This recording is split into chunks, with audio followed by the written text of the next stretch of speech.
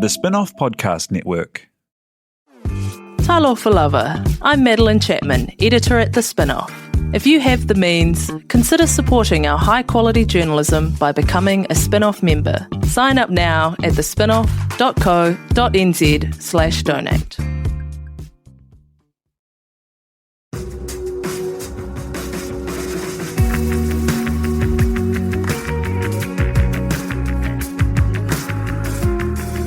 You're listening to Business is Boring, a podcast that reckons it's anything but. Business is Boring is brought to you by Spark Lab, offering inspiration and practical advice to help businesses find their edge. To hear more about Spark Lab, including details about the latest events, workshops, and business tools, visit sparklab.co.nz. And now, here's your host, Simon Pound.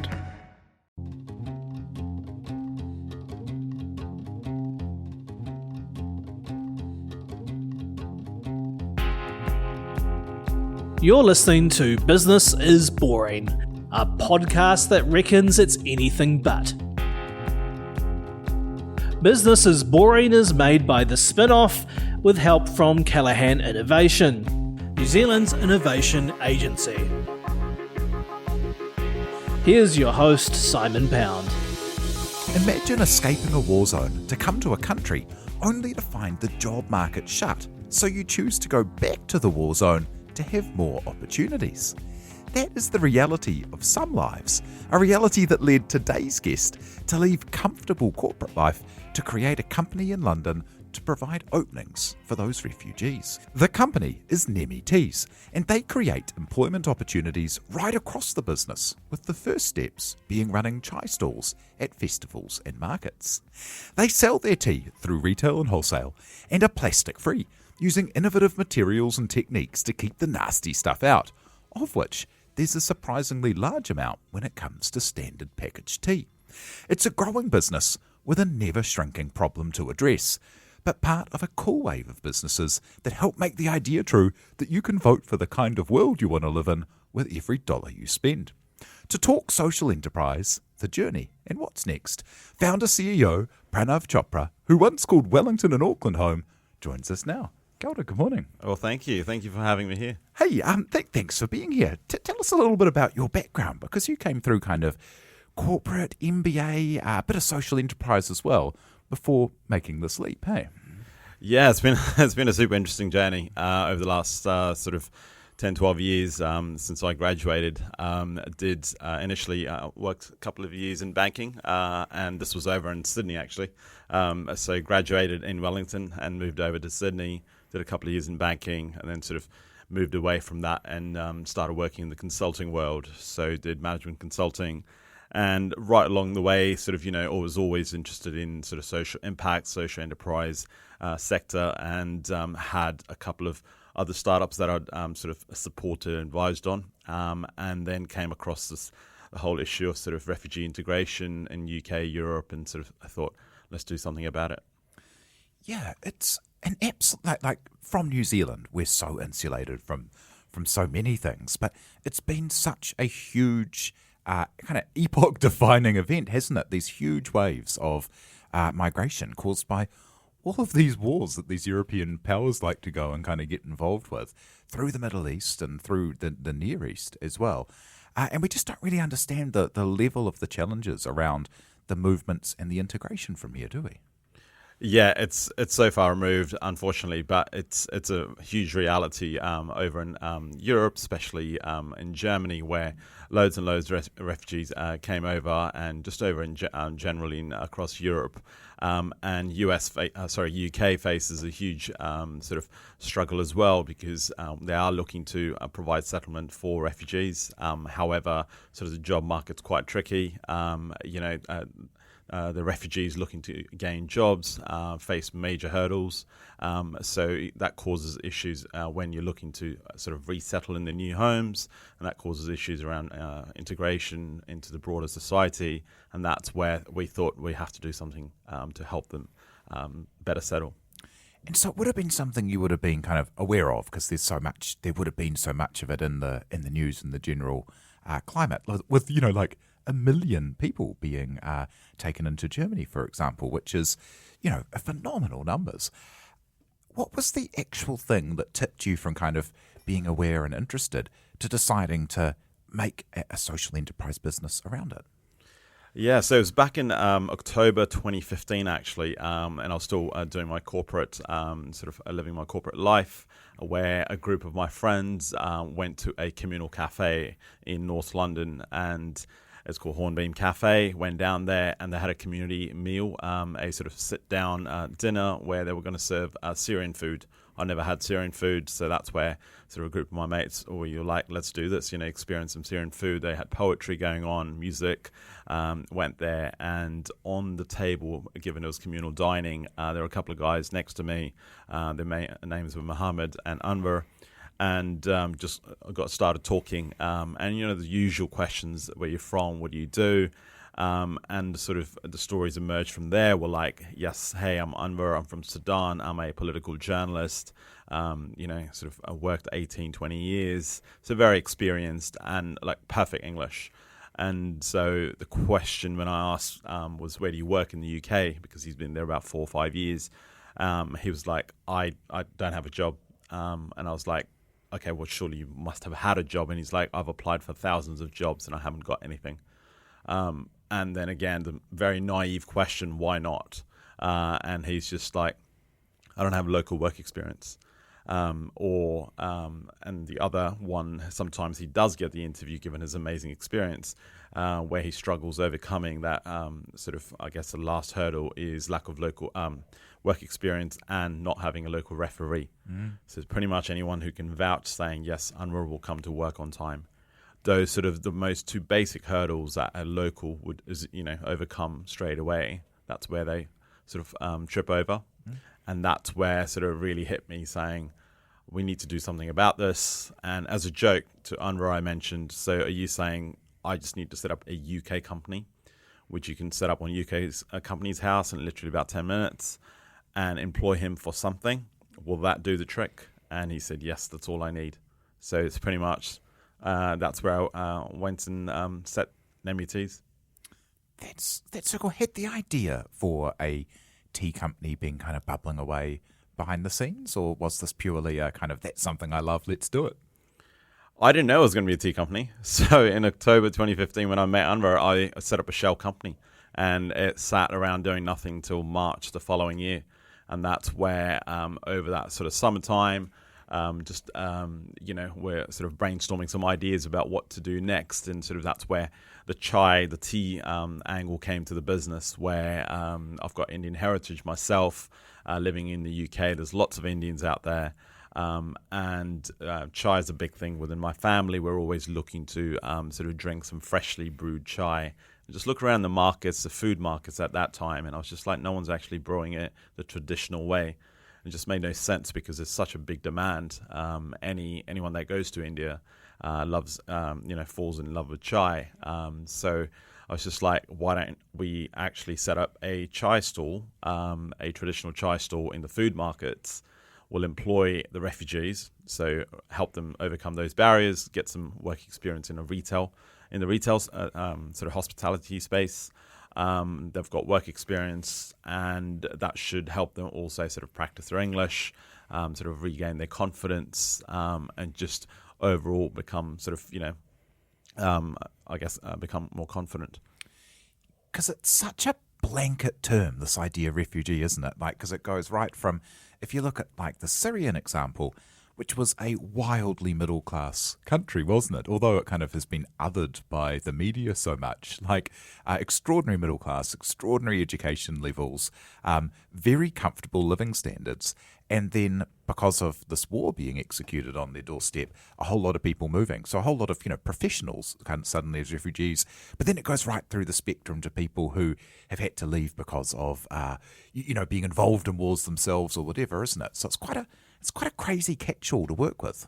Yeah, no, absolutely. There was right at the start, actually, one of our first refugees, we hired Mohammed, who's actually from Aleppo in Syria. And I've actually, through my sort of corporate career, I've met some really well-off people. That day when he was telling me about his story, from Aleppo. He was. I've never met such a rich sort of man in my life. He was just showing me his photos of his mansion that he had in Aleppo, all these Maseratis, etc., as his cars. And here he was basically all alone in the UK, sort of living at someone's house for free and really struggling to ends meet. So, that transformation as he's had is just amazing. So that's where we really need to go out there out of our own ways to help them. And create, like you say, those opportunities where people can get their confidence back or get understand that it's possible wherever they are. Yep. Yeah, wow. And how did you go about actually starting this company? So you started very strongly in the chai space, didn't you? But tea's very central to both Indian and UK kind of society, isn't it? How did you broaden it out as well? Yeah, so chai was the initial concept. We started running the chai stalls, and that was great. People were very interested, and they were like, "Oh, can we buy this blend so we can actually brew it at home?" And that's where we're like, "Oh, there's a bit slightly bigger business opportunity here." So we started creating the actual blends, so selling more retail packs. Then we sort of reached out to a few cafes, local cafes, and they're like, "We love your chai, but would prefer to buy tea from one supplier." So if you've got the sort of the traditional Earl Greys and the English breakfast and the green teas, we'll love to work with you, especially given your social mission. And again, that's sort of, we were like, okay, if that's what you want, we'll work on that. And that's where sort of we did a lot more research, met some amazing tea suppliers in the UK, and got, I don't really come from a tea background, so have learned a lot on the job, as you call it, and it's been an interesting journey. And now we're a fully fledged tea company, selling both retail and wholesale. And we'll be back in a minute to hear a bit more about. There's some really interesting stuff about how you managed to make everything plastic free, and we'll be back in 2 to hear about that. If you love the Spin-Off, the best way to show it is to become part of the Spin-Off members. This is the fund that helps us keep free and accessible to all without a paywall. It also funds some of our most important and acclaimed journalism. You can pay what you want. Check it out through the Spin-Off. Hi, I'm Russell Brown, and I'll make a podcast for the Spin-Off called Actually Interesting. Those are also the initials of its topic, artificial intelligence, which is very interesting. You can find us on your favourite podcast providers or on thespinoff.co.nz. Yeah, so not having had that tea background, did that allow you to look at things in a totally fresh way? Because looking at your packaging and the way that you put things together, there are so many cool things that you're doing that are not the norm in tea.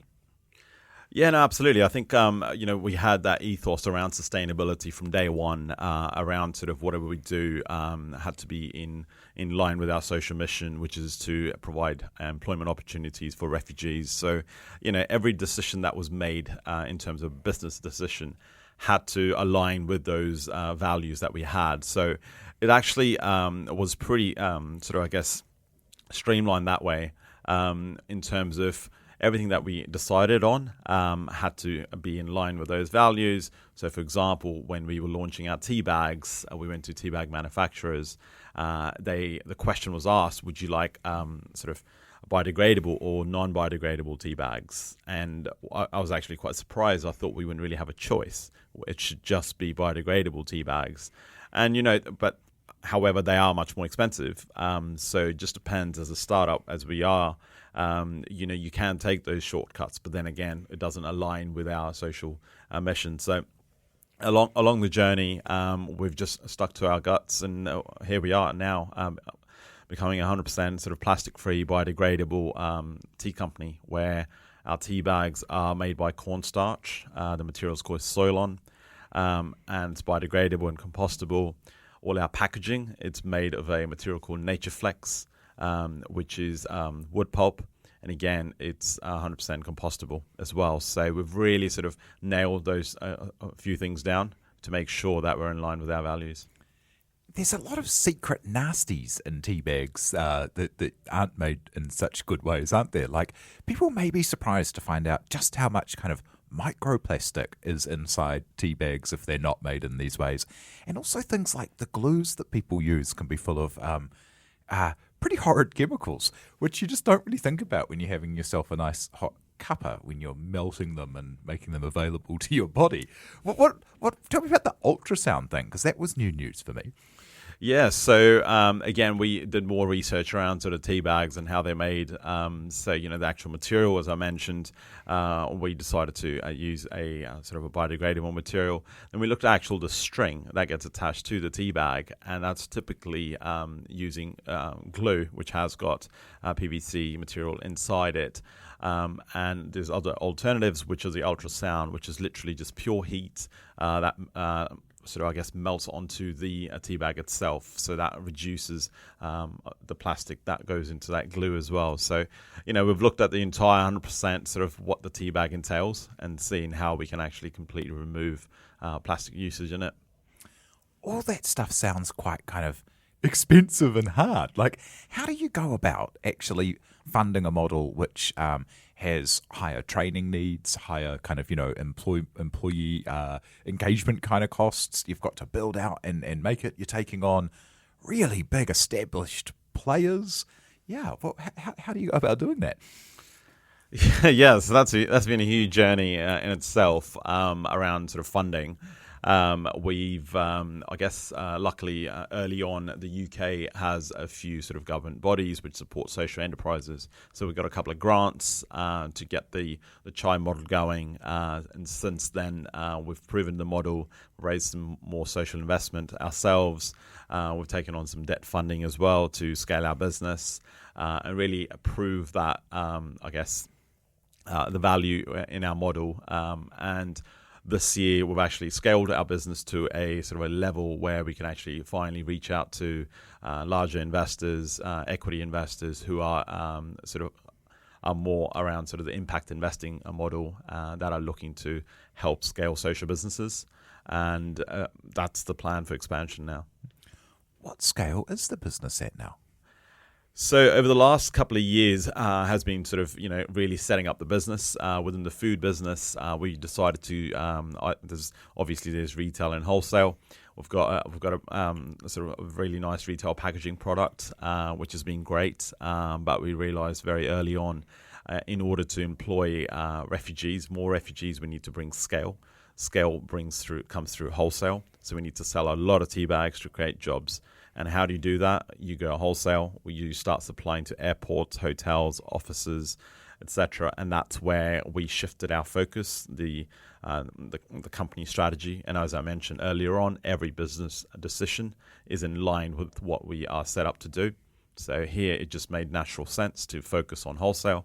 And over the last year, we've captured clients like PwC, Ernst & Young, General Mills, SAP, so large corporate offices across the UK that are using our teas in their meeting rooms, boardrooms, conference centres, etc. So that's where our focus is over the next 2 to 3 years as well. That's so cool to get that kind of scale from, one procurement meeting rather than 1,000 cafes that you've got to build a network for. Yeah, no, absolutely. And that's the magic in itself. We're actually, funnily enough, reaching out to thousands of retail consumers through the offices. So they're getting to know about Nemi Teas, which is relatively a very new brand within the tea market. It's a very saturated market, especially in the UK. Very well-established players. So you really need to carve out your niche. And that's where we've come in with high quality, strong focus on sustainability and the positive social impact as well. So that combination is something that really differentiates us compared to other peers in the market. And with that story, has that helped you find a place on the shelves of progressive retailers? And, I saw on your Instagram that there's a deal happening with Co-op, which is kind of like the like a 7-Eleven-y kind of thing with a bit of a supermarket-y kind of carry on, isn't it?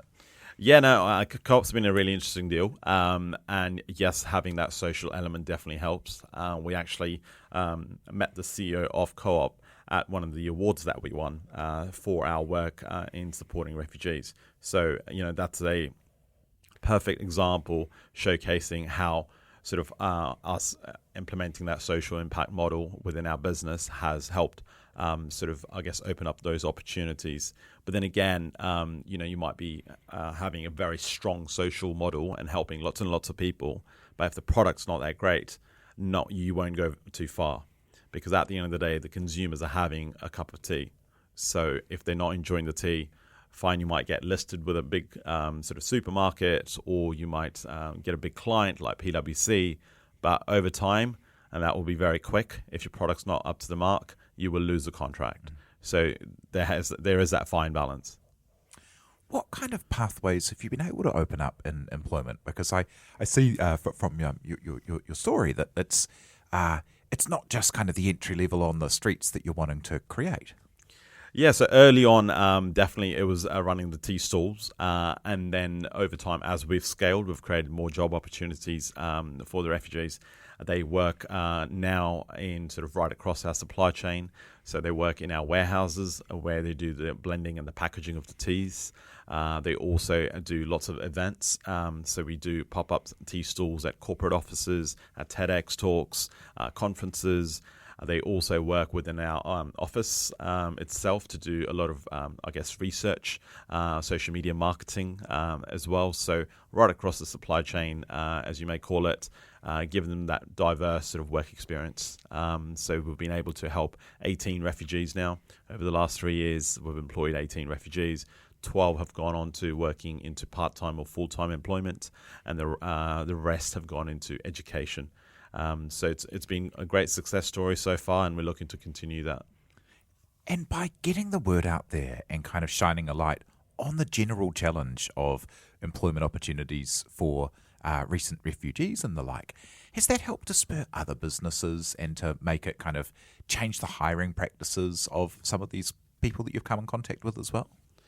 Yeah, no, definitely has. Actually, with all our partners that we work with, we try and promote them to hire our trained staff members as well. So we've got cafes that we supply our teas to. We've actually sort of referred them onwards. They've employed our refugees, which has been great. Now, the bigger corporates are very interested as well, especially within their hospitality teams.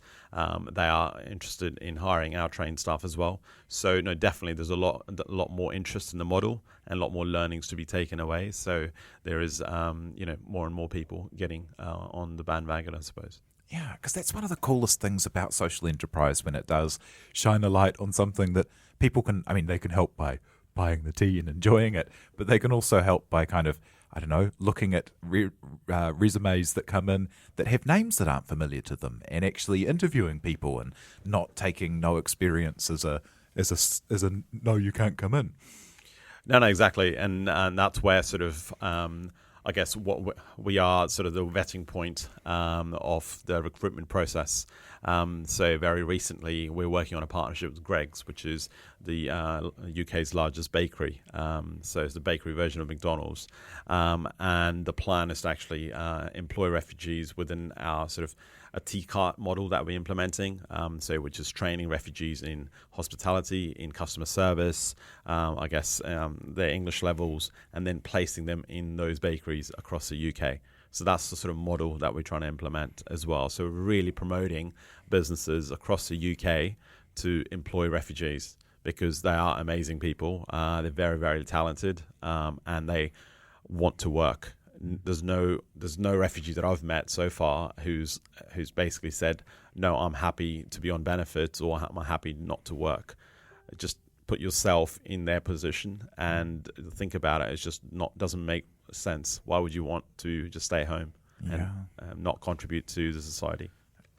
And in terms of, when you started out on this mission, having, you had been involved before in social enterprise projects, hadn't you? So it wasn't completely fresh to it. But, what did people say when you were like, I'm going to, stop doing business consulting and I'm going to throw my lot in on this tea company working with kind of, an unproven model and stuff? Did people say it was going to be too hard, or try to dissuade you, or say you were bananas?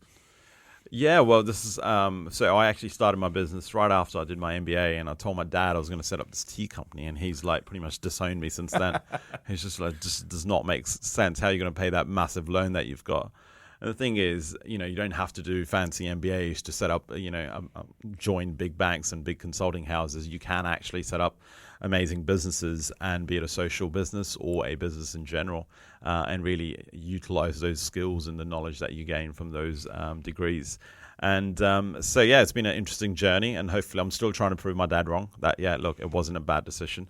But he's proud from what he's seen. He's met a few of our staff members actually in person, and he's seen the impact that we've been able to create. So it's that human element that comes through more than just paying salaries, because we are changing their lives, and it's not just theirs; it's their dependents as well. So the social impact is not just one refugee. On average, it's about sort of 3 to 4 people in a family, and that's where we're really changing their lives, because the kids want to see their dad going to work or their mum going to work. So that's the sort of a human change that we're trying to create.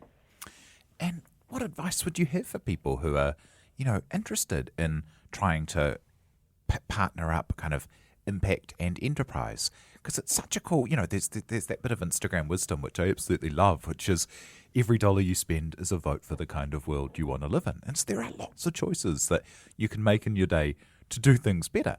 And it's this wonderful wave. What advice would you have for someone thinking about it? I guess it's really simple advice. Really get out there and do it. I think a lot of people, especially these days, are becoming more interested in this space. And everyone's that school of thought is like, I'd love to be involved. But I think it's just a matter of really reaching out to any sort of business that you are a big fan of, especially through social media. Everyone's following these really cool businesses. You'll be surprised of how much support the entrepreneurs need, given they can't really hire big teams because of funding issues, etc. They would love your support. So if you're a really big follower, the entrepreneurs will get back to you. So it's just as easy as dropping them a message on the social media platform saying, hey, I'm a procurement manager at Coca-Cola, or I'm a sort of finance specialist at a big bank. Can I help you with your finances? Any help goes a long way. Yeah, and people may have skills or networks as well of people you can introduce and share the word. Yeah, absolutely. Networks goes a long way. Introductions, any intros have helped us a long way in our journey as well. So definitely those networks are worth a lot of money. Ah, that's so cool. And you're kind of a few years in and have had some great successes so far. But what will success be for you with Nemi Teas? So success is a really interesting metric, I suppose. And when we were able to employ our first refugee, Anwar, who I sat and had the dinner on day one back in October 2015, I thought, as a team, we thought that was a huge success in itself. So we were successful actually back then, because what we set out to do, and we were able to provide employment to Anwar and actually complete the story, because he worked with us, he gained that local work experience, and then we actually placed him in a local publishing house. After he published blogs on our website, we hashtagged him on sort of Arabic newspapers, and he got a freelance consulting gig out of it. We haven't seen him since, so he's he's been doing some really amazing work. But that's sort of what success to us is all about, helping them get on that journey. So it's been a great journey so far for us as well.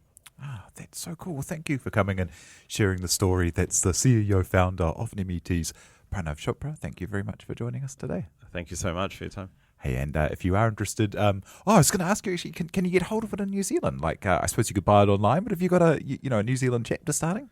We're looking out for some distributors here, so anyone listening out there who's interested in sort of stocking our teas, definitely. But at the moment, it's just online. We will deliver out to New Zealand, but online shopping for now. Okay, well, if you're a distributor, get in touch. And hey, thanks very much for producing this morning, Tina Tiller, and thank you very much for having us along and listening. Cheers. You've been listening to Business is Boring, presented by Simon Pound, and brought to you by The Spin-Off and Callaghan Innovation.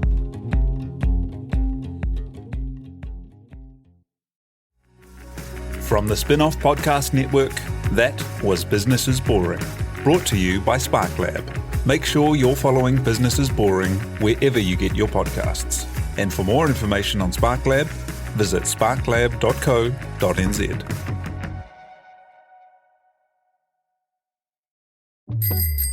Ready to rediscover the joys of cycling? With over 300 kilometres of cycle paths across Tāmaki Makaurau, jumping on your bike and going for a ride is such a fun way to discover the city from a different perspective. Cycling is getting more and more popular across Auckland, so now's a great time to join the hype and give cycling a go. Head to at.govt/cycling to find your nearest cycleway today. The Spin-Off Podcast Network.